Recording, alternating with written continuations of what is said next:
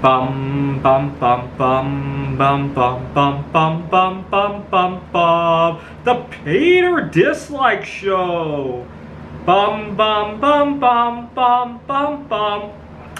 So earlier today, the other Peter, who has the same jingle, was talking about the United Auto Workers of going on strike. So basically, they're demanding to work 32 hours a week, and they're demanding to keep their pay instead of having a 10% pay cut. Well, they're demanding a 10% raise, but what they're really saying is we want to make the same amount, not get a 10% pay cut, right?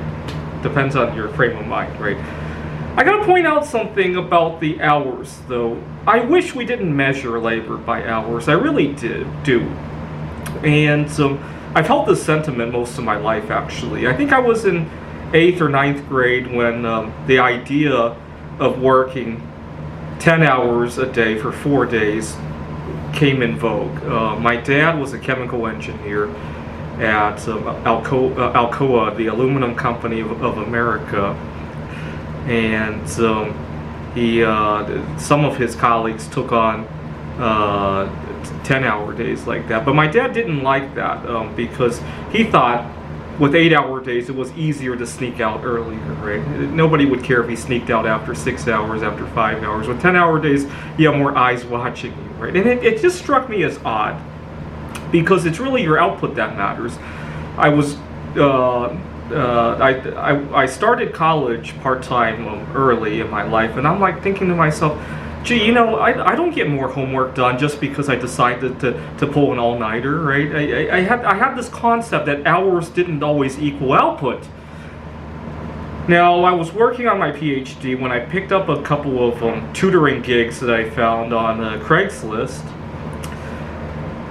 One student needed some help with calculus. He had an exam coming up in 2 weeks, and he posted on there that he was going to pay $20 an hour or something like that. And he was thinking about this next week. He has 3 days that he's available, so an hour each day, $60 total.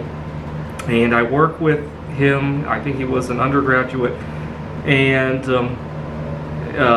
after the second session of the 3, he said he felt like he was ready for the test, and so he canceled the third one. And I'm thinking to myself, did I just get myself fired for doing too good of a job? Really? Right? What he needs is the instruction to take his test, right? He doesn't need 3 hours, right? Had he hired somebody different, maybe he could have gotten 3 hours of bullshit and not be ready for his test, right? Would he rather pay $60 for that than $40 for what I had to do, right? It's just weird that we measure our labor output by hours. I wish this whole strike could be more about, hey, let's measure it by actual output, not by hours, right? It's just weird.